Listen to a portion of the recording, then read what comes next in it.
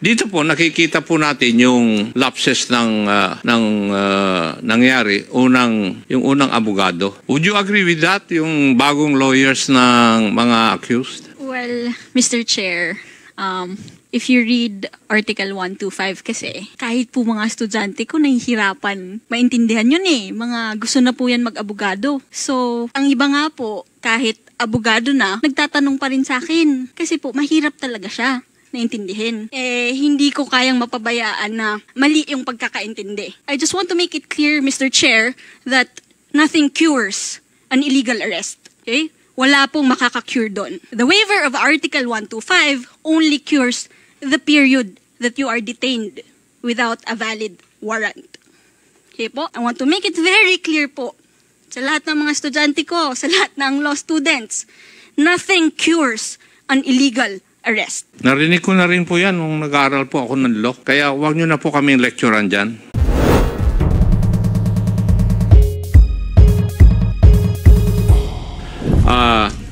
When can a peace officer or a citizen of this country arrest a person without any warrant of arrest?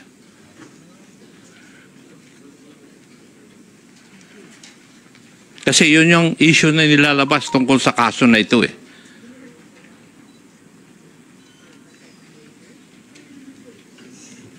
There are 3 instances according to the rules of court. Tama po ba? Arrest without warrant. A peace officer or private person may without a warrant arrest a person when in his presence the person to be arrested has committed is actually committing or attempting to commit an offense. Yan yung kwan, in flagrante delicto na sinasabi ninyo ng mga kapulisan, di ba? Sir. Yes. What's the second one? When an offense has just been committed and he has probable cause to believe, based on his personal knowledge of facts or circumstances, that the person to be arrested has committed it.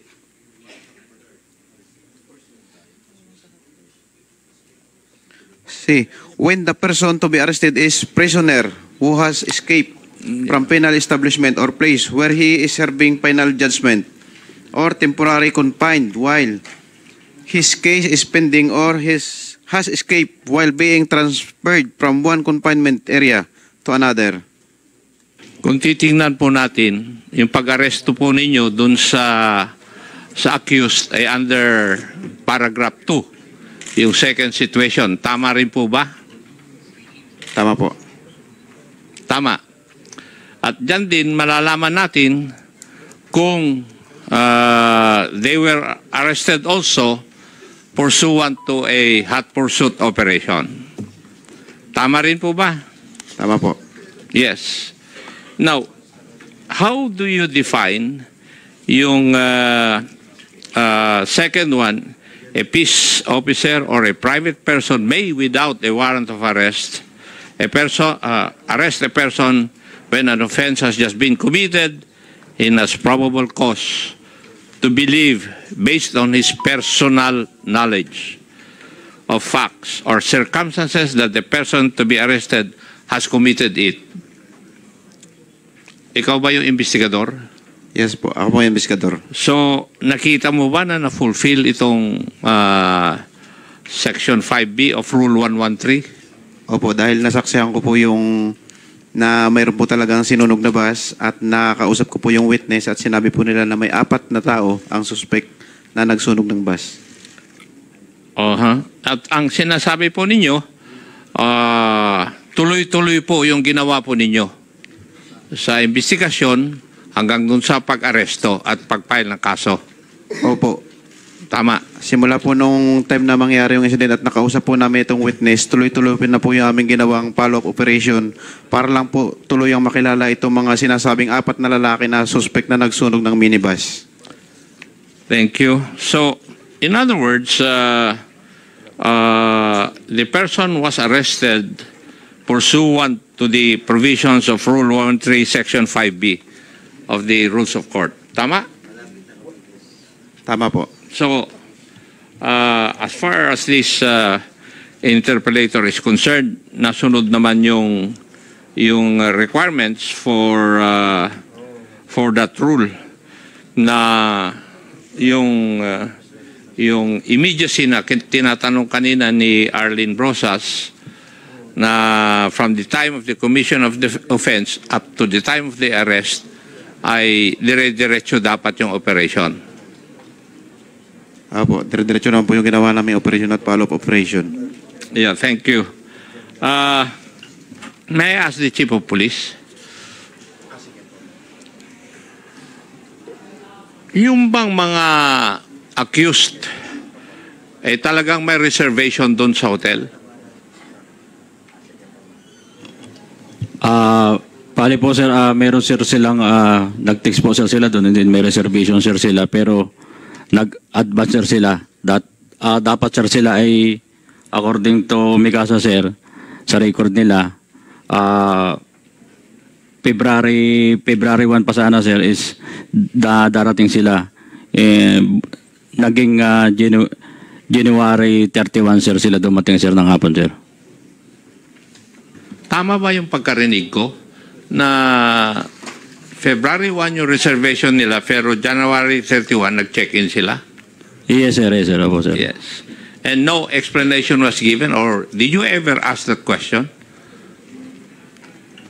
Sir, may repeat the question sir? I beg your pardon? Sir, may repeat the question sir? May repeat ako sir. Hindi nyo tinanong kung bakit ganon? Bale sir, tinanong namin sir yung Mikasa sir. Hindi, yung mga accused nung kuwan na. Bale sir, sila sir ay kada salita nila sir ay kinakailangan na sir ng kanilang counsel sir, kaya hindi na sir sila nagsasalita po sir. Okay. Now, at what point in time did you know na merong arson na nangyayari? Bale sir, noong almost 8 ng gabi sir, nung tumawag sir yung concerned citizen sir, doon namin nalaman sir na may nangyayaring arson sir.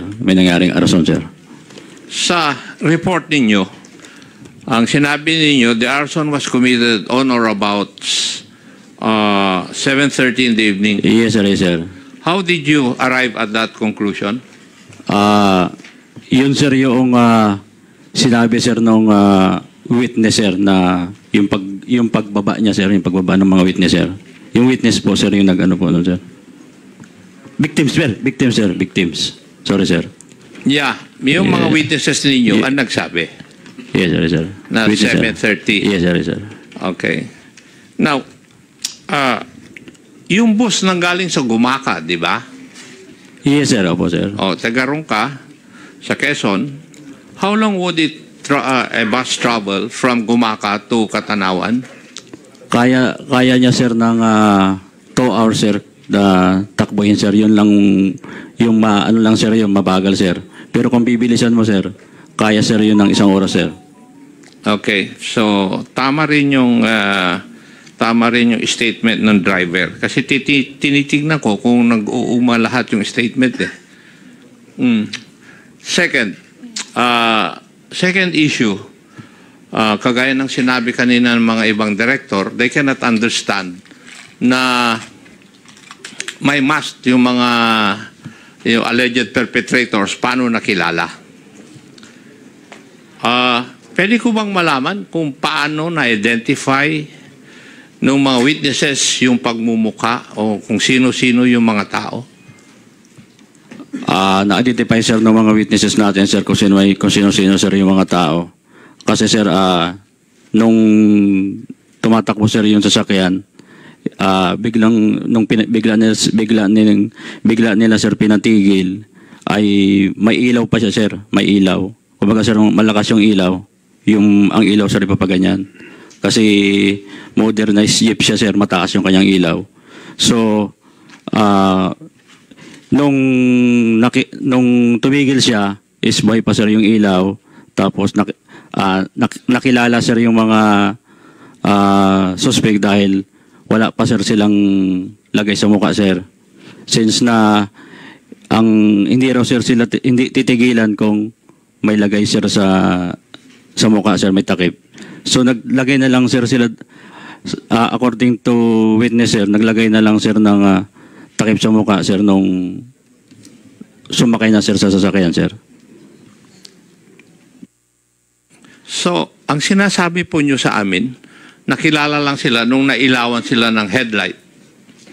Dahil pumara sila, siyempre, tumatakbo yung sakyan, naka-on yung headlight, nakita sila nung pumara.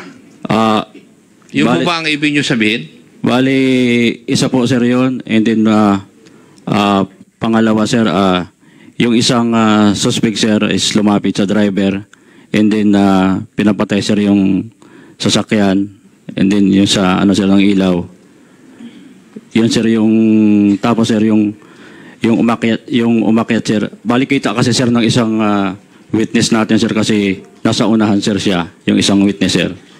Sa unahan nakaupo. Ganon din sir yung conductor sir. Kita nila sir yung tatlong na tao na nasa loob sir.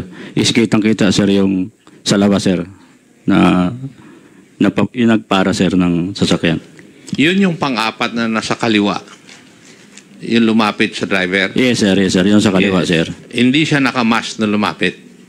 Yes sir, wala po sir. So, kaya siya nakilala na puti ang buhok at may salamin, according to the statements of the witnesses. Yes sir. Okay. Thank you. Tama rin yung sabi po ninyo na kung ako ang driver, bakit ako titigil kung nakamask yung papara sa akin? So, yung mga statement ng mga kwan is logical. Kasi kung nakamas antimano yung mga accused at paparahin na isang sasakyan, bakit titigil yung driver? The other issue is, wala po bang nakatira dun sa malapit na nakita itong incidenting ito? Do you have any other witnesses aside from the passengers, the drivers, and the conductor? Bali po, sa lugar po mismo na kung saan nasunog itong minibus, wala pong bahay doon. Pero ang bahay po na nakapwesto doon, siguro po almost 100 meters ang layo doon sa incident scene. At doon din po nakatira itong isang tanod na napadaan sa lugar na yon bago pa po masunog itong minibus. Pakiulit nga yung huli. May isa pong tanod na nakatira almost 100 meters away from the incident scene. At siya po, bago masunog yung bus, dumaan po siya sa lugar na yan. At nakita niya po yung sinasabing 3 tao at saka 3 tao sa lugar na kanan ng bus nung mangyari ang sunog. At isa naman po doon sa kaliwa na di umano sabi ng witness ay nakasalamin. Yung bang taong ito na sinasabi niyong witness, kinunan niyo ba ng statement? Meron po, kinunan po. And was this submitted to the provincial, to the investigating prosecutor? Naisubmit po. Okay. Thank you. The other issue is, so, doon na-solve yung issue na kung paano sila nakilala. Di po ba? The other issue is the issue of alibi. Yung nasa ibang lugar sila habang yung arson ay nangyayari. Tama po ba? Tama po.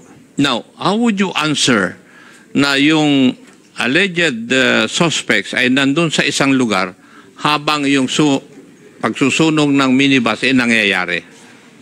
How are you able to refute that?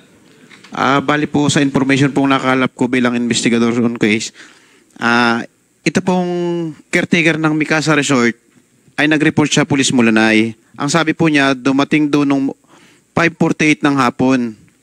Ngayon po, ang kasunod pong information, sinabi nila na umalis po itong 4 na lalaki sakay ng kanilang kotse, ganap na mga 6:30 ng hapon. At nung pong time na masunog itong minibus sa Katanawan, Quezon, ito pong 4 na lalaki na ito ay hindi pa rin po bumabalik doon sa Mikasa Resort kung saan po sila nag-check-in. At bumalik po sila ay ayon sa caretaker ng Mikasa Resort, 1:30 na po ng madaling araw ng February 1.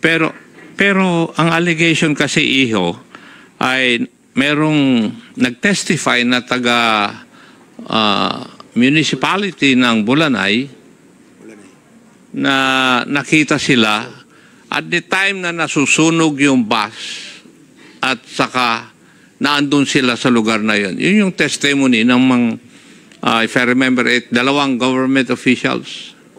Tama po. Yes. Bali yan din po yung testimony na sinasabi nila, pero inaantay po namin na ilabas doon sa pinagbigyan po sila na makasagot sa kanilang counter affidavit, subalit hindi naman po na isubmit sa court, sa fiscal office yung kanilang counter affidavit na nagsasabi na sila nga po ay magkausap nung time na nangyari yung incident na pagsunog ng minibus.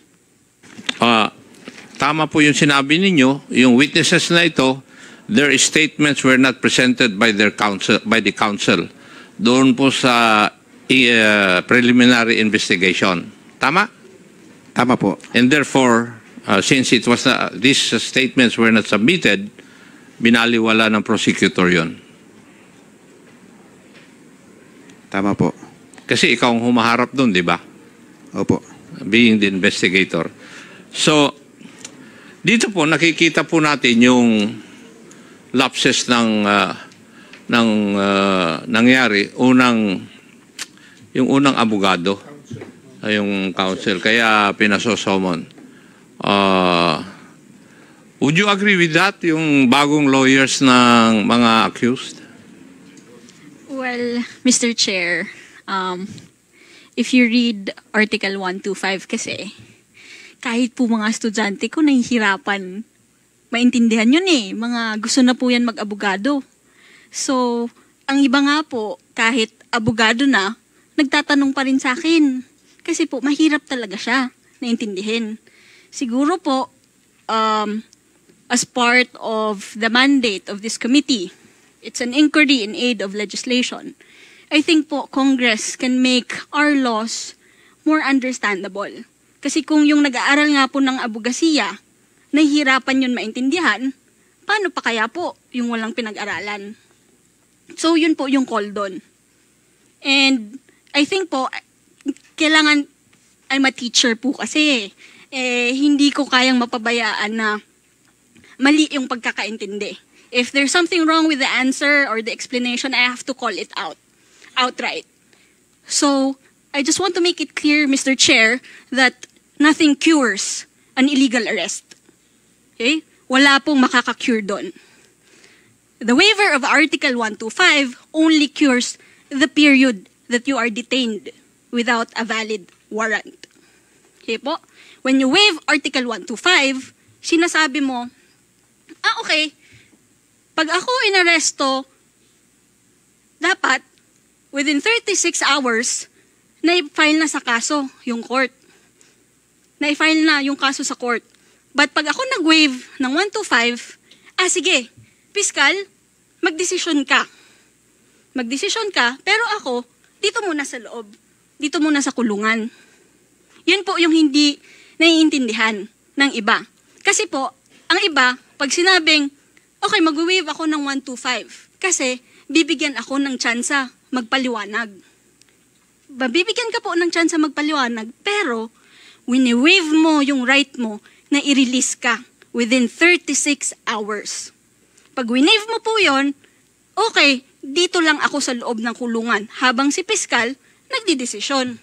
Yun po ang konsekwensya ng 125. I want to make it very clear po sa lahat ng mga estudyante ko, sa lahat ng law students, nothing cures an illegal arrest.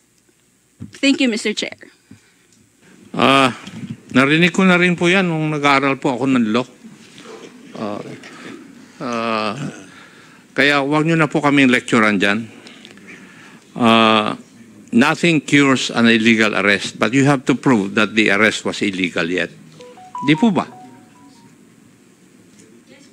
Because if you allege that the arrest was illegal, then you have to prove that the arrest was illegal. Yes, Mr. Chair. He who averts must prove it. Tama rin po ba? Yes, Mr. Chair. Yes. And you do not agree with the ruling of the prosecutor insofar as explaining the repercussions of waiving or availing of Article 125. Well, Mr. Chair, this case is already filed in court and I am already bound by the sub judice rule. Okay. But in this jurisdiction, we're not bound by the sub judice rule. Yes, Mr. Chair, but Yes, as a lawyer, there are rulings I am. of the Supreme Court already that proves or that says that we are not bound by the sub judice rule in committee hearings of this House of Representatives. Yes, I agree, Mr. Chair. Yes, thank you. Because if you read the ruling, nandito naman po yung kwan eh. I do not know if you have read the resolution of the investigating prosecutor. Yes, Mr. Chair, I read it personally when it was emailed to us. Yes, and I would just like to emphasize that paragraph, and I would like to quote, "This undertaking were clearly discussed by their counsel." It pertains to the waiver of the rights. Before they voluntarily signed the waiver, the respondents were award-winning film director who graduated from a prestigious university. The other two respondents were both civil engineers, and the other is a sales manager. It is impossible that they did not understand the contents of the request, since their own lawyer assisted them in the process of signing them. That's the exact wordings of the resolution of the prosecutor or investigating prosecutor. Yun po yung kwan. So, while I agree with you that students of law, or even lawyers for that matter, do not fully grasp the meaning of this waiver, I agree with you, Madam. Pero ito po ay kasama sa protocol, di po ba? At ginawa naman, pinagawa ng prosecutor na yung counsel of choice ipaliwanag bago pirmahan yung waiver na yon. That is the protocol, di po ba? Kasi I have been an investigator in my whole life. At ginagawa talaga ito. Di po ba? Yes, Mr. Chair. So, yeah. So, nagawa naman yung prosecutor lahat ng protocol para maprotektahan yung karapatan ng mga accused. The way I look at it, yun ang kwan. Doon sa mga pulis, doon sa hot pursuit to be kwan, hindi naman kailangan na ilagay mo doon sa blatter na you're conducting hot pursuit. Hot pursuit is brought about because of the second instance where you can arrest a person without any warrant of arrest. Kaya intindihin po yun. Kasi palagi nyo ginagamit yung term na hot pursuit, wala naman sa provision of law yung term na hot or yung phrase na hot pursuit eh. Yeah. Thank you, Mr. Chair. Kasi Thank you so much. Itong kaso ay nasa korte na, Oo nga eh. So, doon na sila maglaban-laban.